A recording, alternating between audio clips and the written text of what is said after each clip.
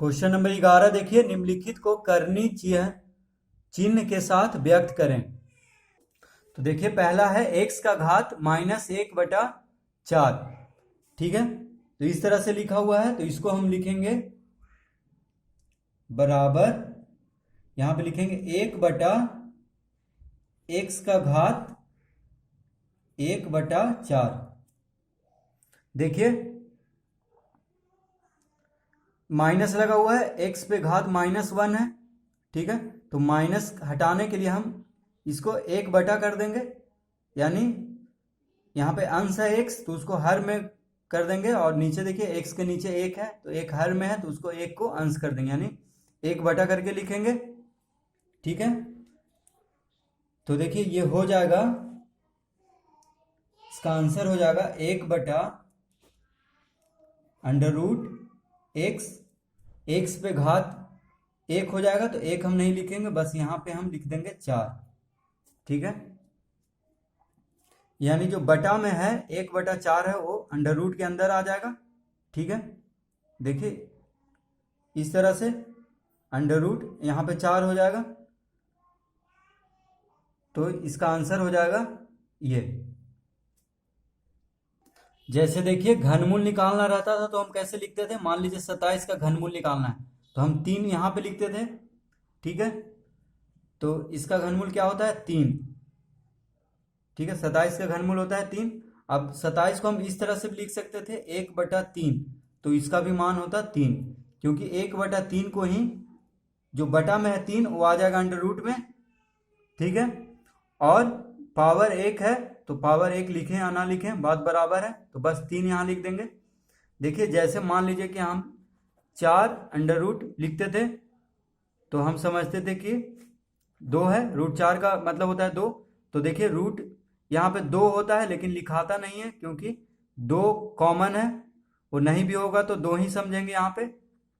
ठीक है, जैसे 4 का घात रहे 1/2, तो इसका मतलब होता है 2, यानी 4 का वर्गमूल 2। तो ये इसको हम इस तरह लिखते थे, बस यहाँ पे 2 नहीं लिखते हैं, क्योंकि 2 साधारण है, नहीं भी लिखे तो लगेगा कि इसका वर्गमूल ही निकालना है। तो इसीलिए देखिए जब भी 1/3 रहे तो 3 इसके अंदर आ जाएगा वर्गमूल में, इस तरह अंडर रूट करके लिखेंगे तो। ठीक है, ये दोनों एक ही बात है, बस रूप बदला हुआ है। 27 का 1/3 लिखें या अंडर रूट यहाँ पे 3 लिखें, दोनों का आंसर 3 ही आएगा, क्योंकि 3 का घनमूल होता है 27। और ये दोनों भी एक है, बस 2 नहीं लिखते हैं इसमें, क्योंकि 2 सब जानता है कि नहीं भी 2 नहीं है, तो यहाँ पे 2 ही है सब। जैसे +2 लिखें या 2 लिखें, तो नहीं भी लिखते हैं तो ये प्लस में ही समझ में आता है। इसी तरह यहाँ पे 2 नहीं लिखा था, लेकिन घनमूल या 4 रहे 5 रहे, जैसे रहे मान लीजिए 50 का घात 1/6, तो इसको हम लिखेंगे 6 यहाँ पे आ जाएगा, यहाँ पे आ जाएगा 50। अगर रहे 100 का घात 2/6 रहे, तो इसको हम लिखेंगे 6 यहाँ पे आ जाएगा, यहाँ पे 100, और 100 का घात 2, तो 2 देखिए एक घात था तो हम नहीं लिख रहे थे, लेकिन 2 आ गया, तो 2 घात लिखेंगे। और 6 जो है 2/6, तो जो बटा में हर है जो यहाँ पे आ जाएगा, और अंश इसका घात बन जाएगा। ठीक है, तो इस तरह से हम इसको, कौन सा फॉर्मूला से, तो देखिए आपके बुक में दिया हुआ है, देखिए यहाँ पे देखिए ये फॉर्मूला से a का घात m/n, देखिए तो लिखते हैं अंडर रूट n a का घात m, इस तरह से। यही फॉर्मूला से देखिए अभी हल कर रहे हैं हम। तो देखिए पीछे वाला पेज में दिया हुआ है, देखिए प्रश्नावली 1D के पहले वाला पेज में। ठीक है, यहाँ पे देखिए सब फॉर्मूला दिया हुआ है, तो हम अभी 7 वाला ही इस्तेमाल कर रहे हैं। ये सब तो हम लोग लगभग जानते ही हैं। ठीक है, ये सब तो हम लोग बहुत बार उपयोग कर चुके हैं, लेकिन ये वाला 9 में, क्लास 9 में उपयोग हो रहा है पहली बार। ठीक है, तो इसका आंसर हो जाएगा, देखिए इस तरह से 1/√x, और रूट में क्या है 4 है। ठीक है, अब देखिए दूसरा, तो दूसरा है देखिए x का घात 2/3, तो इसको हम सीधा सा लिख देंगे √x का घात कितना है, शुरू में 2 है, तो यहाँ पे 2 आ जाएगा। ठीक है, तो बटा में है 3, वो 3 लिखा जाएगा रूट के अंदर। ठीक है, तो इस तरह से इसका आंसर हो जाएगा। एकदम आसान है, बस जो एक्स के बगल पहले ही है सबसे, उसको बस वहीं पर रहने देंगे, जो बटा है उसको बस इधर लिख देंगे, जो बटा में है यानी हर है जो, उसको रूट में लिख देंगे। ठीक है, तो ये हो जाएगा इसका आंसर। अब देखिए तीसरा में 1/(x⁻−1/2) गुना बाई का घात 1/2। तो एक्स बाई देखिए दोनों गुना में है, लेकिन एक पे -1/2 घात है और एक पे 1/2। तो इसको देखिए कैसे हल करेंगे, तो इसको हम पहले लिख लेंगे। देखिए यहाँ पे लिखते हैं एक्स का घात 1/2 बटा, यहाँ पे हम बराबर का चिन्ह देंगे। ठीक है, अब देखिए नीचे लिखेंगे बाई का घात 1/2। कैसे ऐसे लिखेंगे, देखिए यहाँ पे माइनस है, एक्स का घात -1/2 है, तो जब भी माइनस लगा रहता है तो उसको हम उल्टा कर देते हैं। जैसे यहाँ पे 1 बटा है, एक अंश है और हर है एक्स का घात -1/2, तो जो हर है उसको अंश बना लेंगे, यानी एक्स का घात 1/2 माइनस हटाएंगे तो, और जो एक है उसको हर बना लेंगे। यहाँ पे देखिए अंश है 1, तो x/1 हो जाएगा। तो 1 नहीं लिखेंगे, क्योंकि 1 लिखें या ना लिखें गुना करके बात बराबर ही है। तो जो माइनस है वो अगर हर है तो उसको अंश बना लेंगे, अगर माइनस अंश में है तो उसको हर बना लेंगे, यानी उल्टा कर लेते हैं। ऊपर नीचे है तो ऊपर, ऊपर है तो नीचे कर लेते हैं, माइनस लगा हुआ तो पावर में। ठीक है, यानी घात में जब माइनस हो तो ऊपर रहेगा तो नीचे कर लेंगे, नीचे रहेगा तो ऊपर कर लेंगे। तो इसीलिए हम एक्स को ऊपर कर लिए हैं, देखिए नीचे से ऊपर। तो एक्स का घात 1/2 बटा बाई जहां पे वहीं पे रहेगा बाई का घात 1/2। तो इसको हम लिख देंगे, देखिए इस तरह से।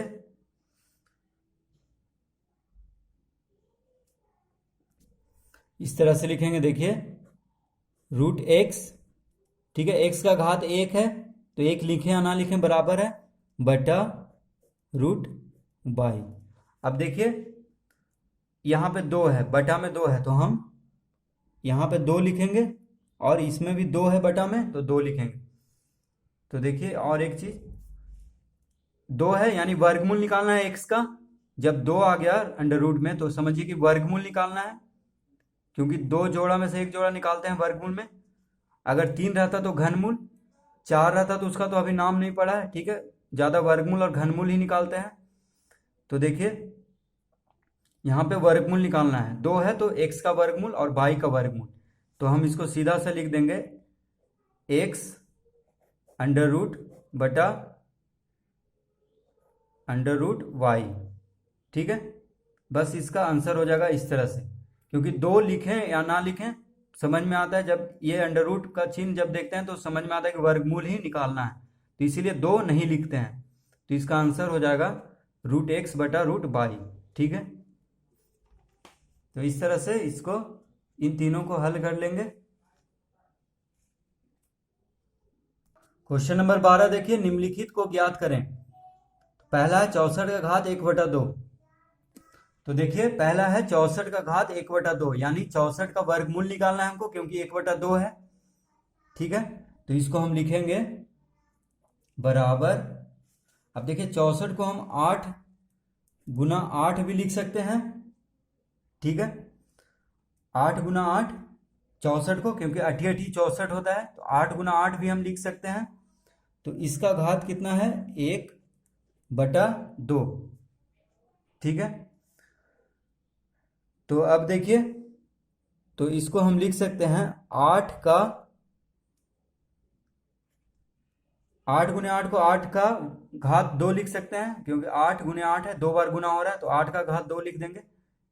ठीक है, 64 को हम 8 का वर्ग भी लिख सकते हैं, जैसे 8 गुने 8 का 8 का घात 2, फिर कितना है ऊपर में घात 1/2।